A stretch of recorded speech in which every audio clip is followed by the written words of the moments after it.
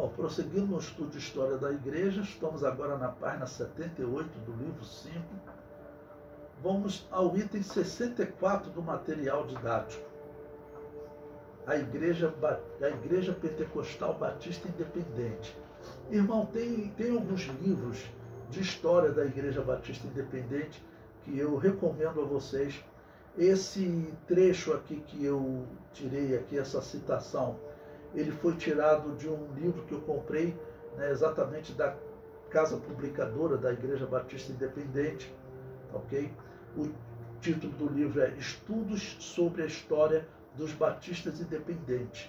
É uma igreja pentecostal, tem até uma igreja batista independente que ela utiliza meus livros, ela tem um seminário teológico e eles adotaram o meu material didático, então eu vou nessa igreja.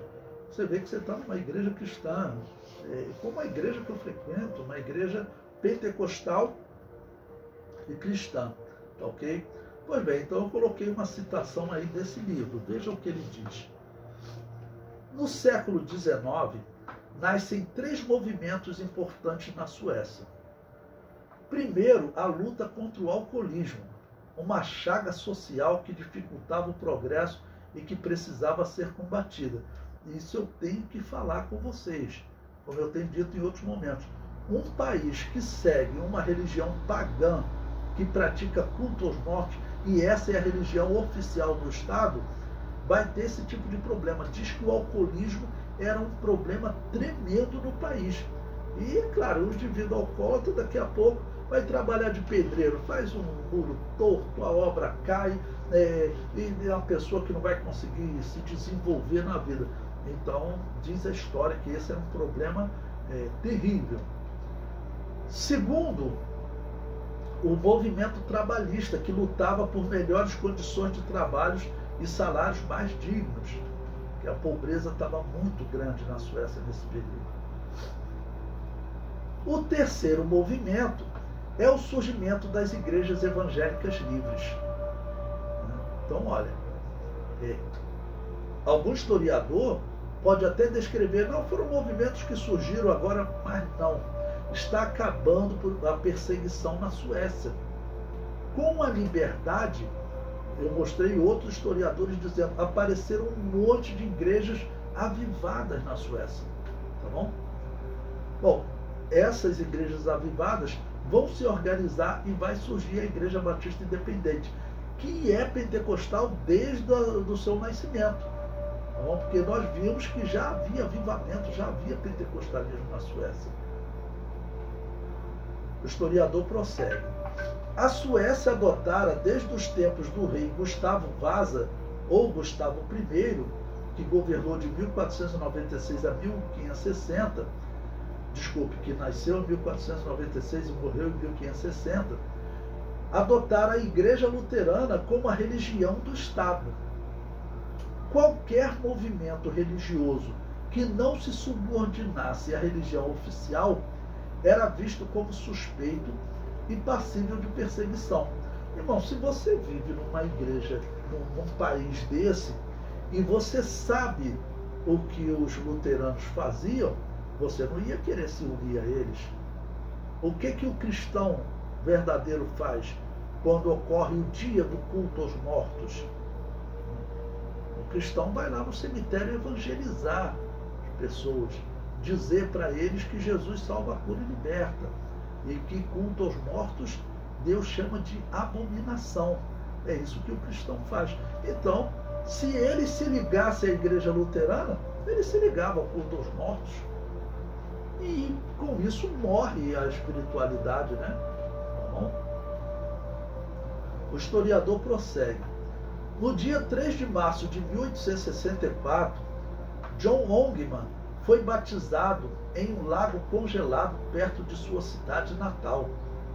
Era preciso ter muita convicção para tal ato. O frio era intenso e o gelo que cobria o lago tinha 1 metro de espessura. Você tinha que cavar um buraco no gelo e ser batizado ali. Os luteranos jogavam uma água lá quando ele nascia, né? Mas esse, vamos dizer, para ser batizado como cristão, não.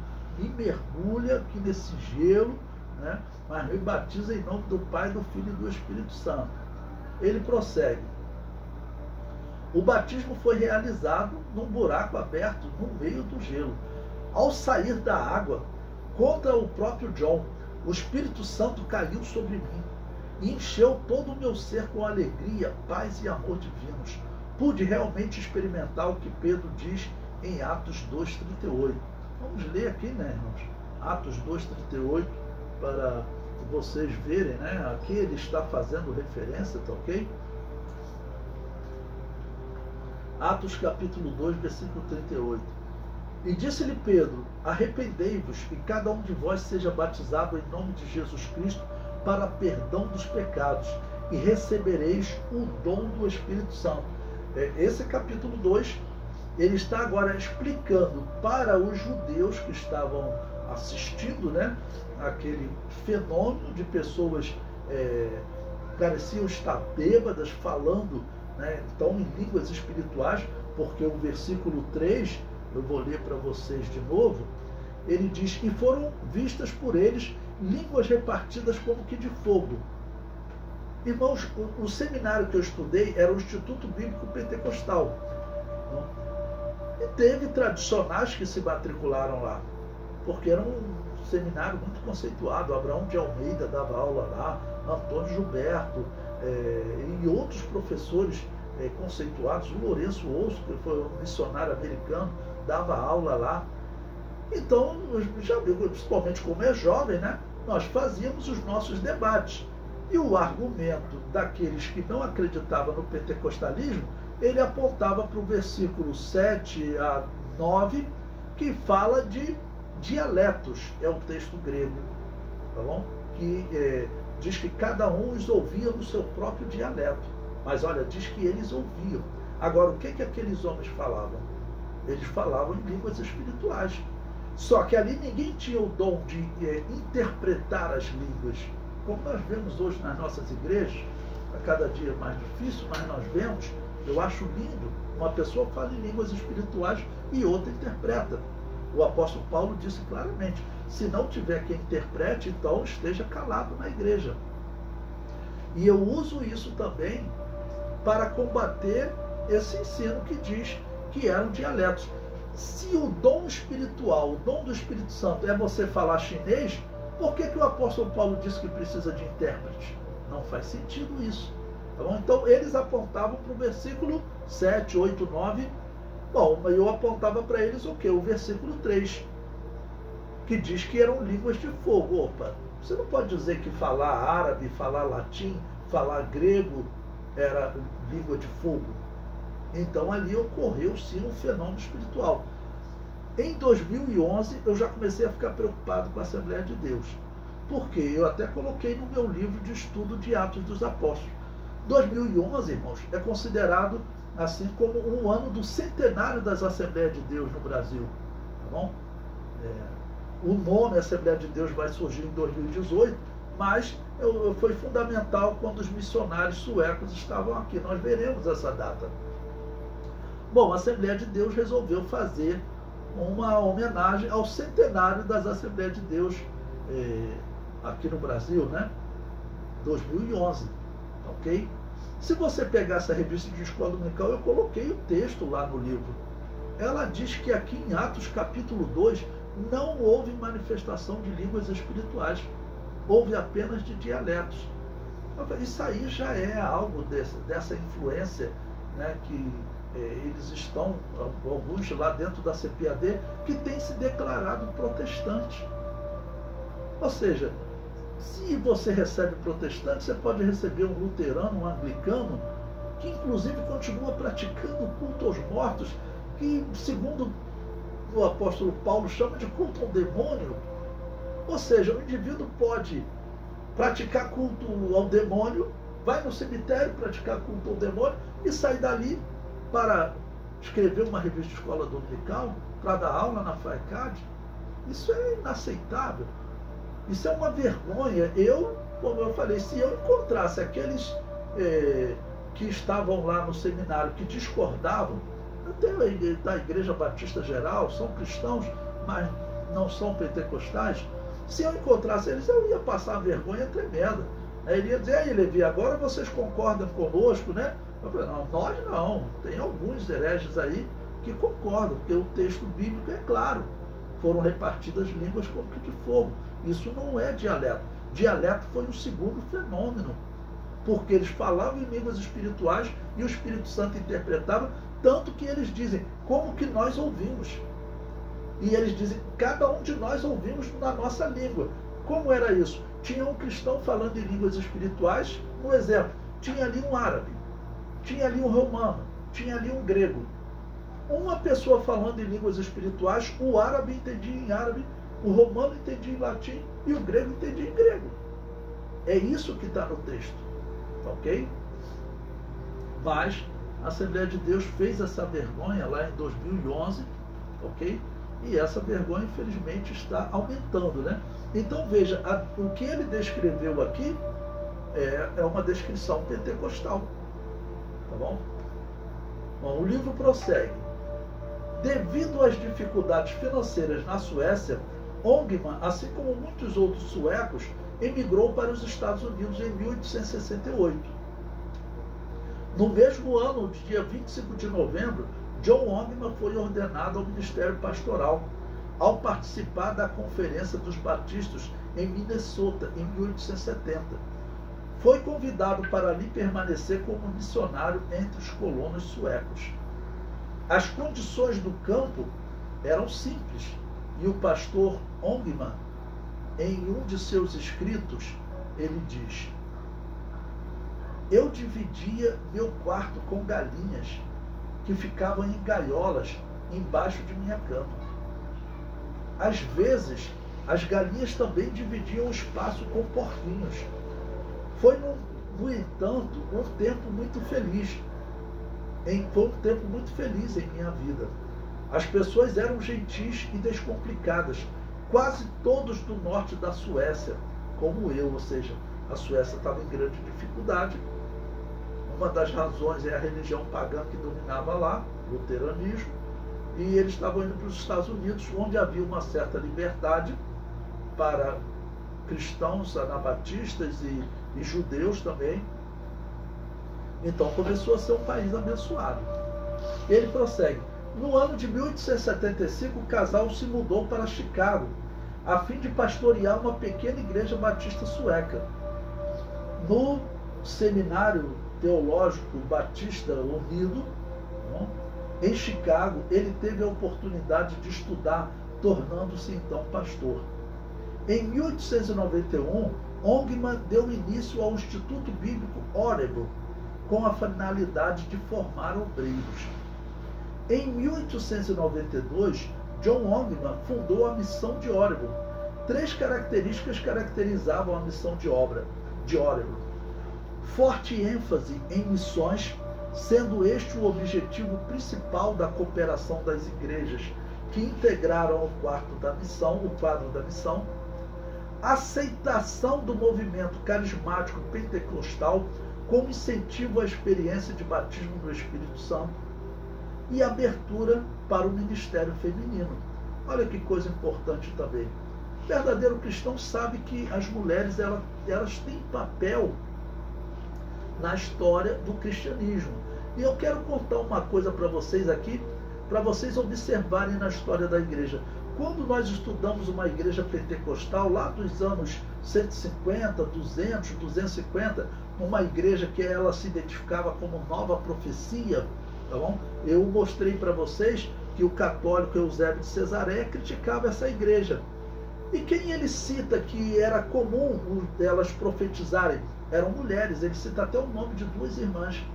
Por que eu estou falando isso? Porque eu já vi algumas irmãs falando assim, parece até que o apóstolo Paulo discriminava as mulheres, parece que Deus deixou as mulheres de lado, por que as mulheres não podem fazer parte do ministério? Irmãos, realmente, irmãos e irmãs, né? Realmente Deus, ele reservou a liderança para os homens. Foi assim desde o princípio. Não é perseguição às mulheres. O apóstolo Paulo disse, né? A mulher foi criada por causa do homem, não o homem por causa da mulher. A mulher ela foi criada até com uma estrutura, vamos dizer, mais amorosa para estar ao lado do homem. tá bom? Quando Deus vai comparar o amor dele, ele não compara o amor do homem, ele compara o amor da mulher, o amor de mãe, ok? Então, a mulher, ela tem um papel de auxílio àquele que Deus criou como coroa da criação, o homem.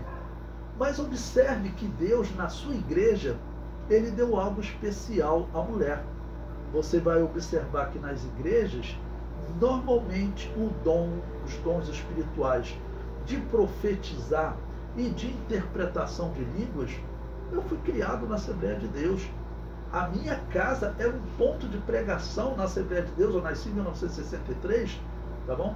Lá no Morro do Ouro Preto, a minha casa era um ponto de pregação, que se tornou uma congregação. Hoje existe uma grande igreja lá no Morro do Ouro Preto.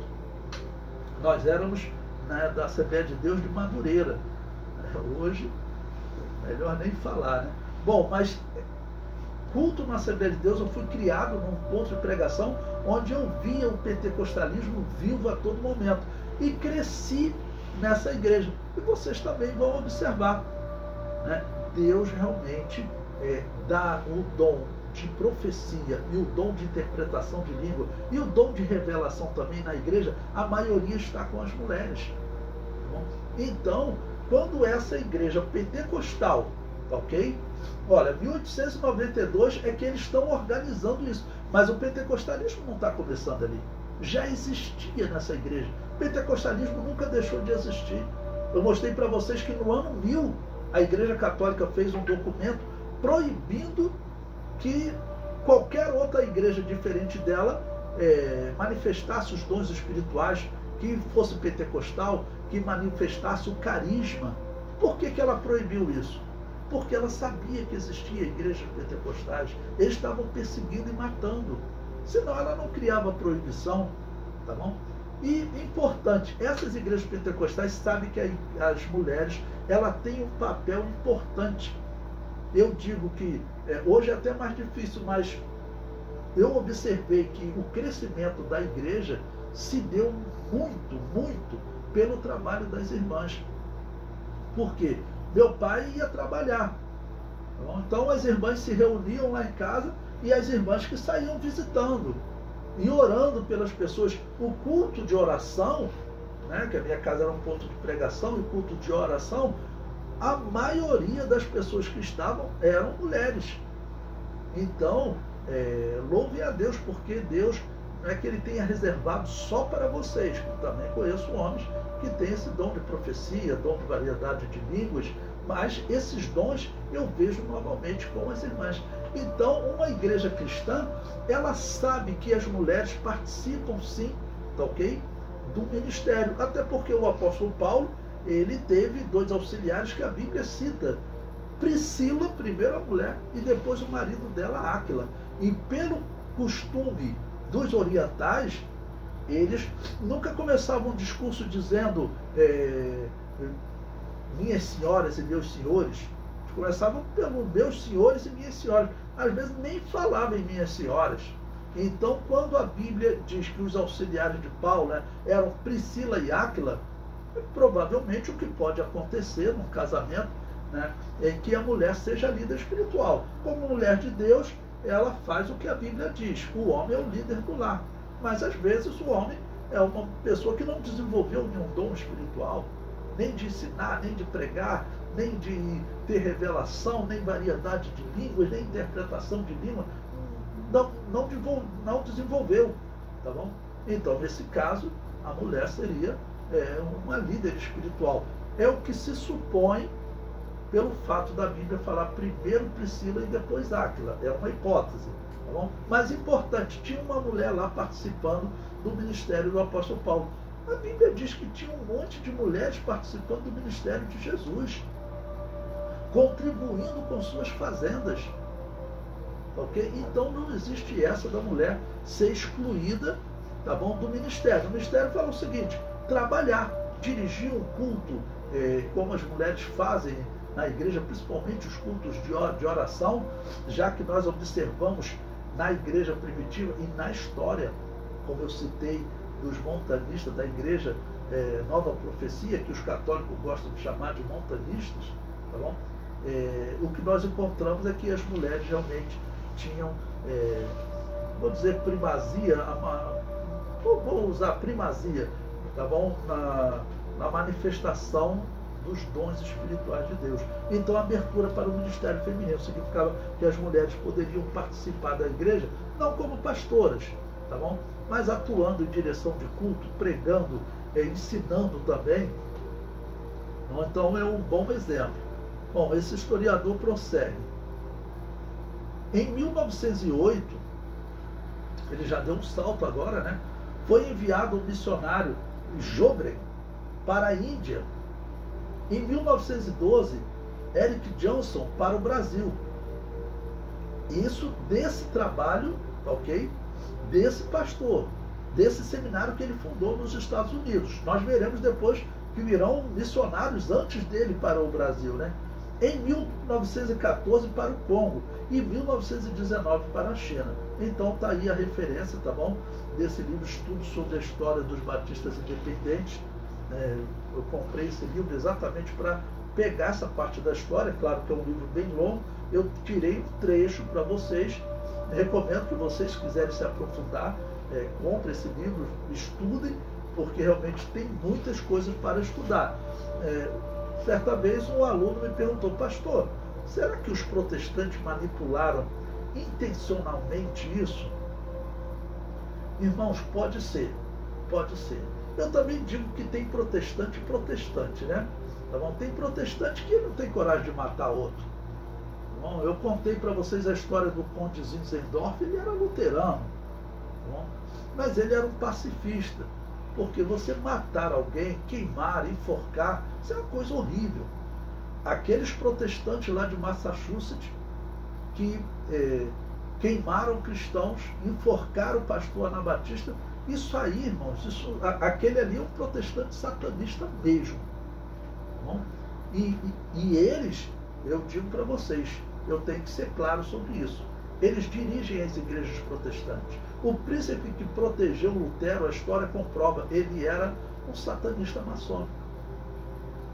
Mostrei para vocês aí, e a história mostra que todos os protestantes que vieram para o Brasil, vieram tudo com o dinheiro da maçonaria.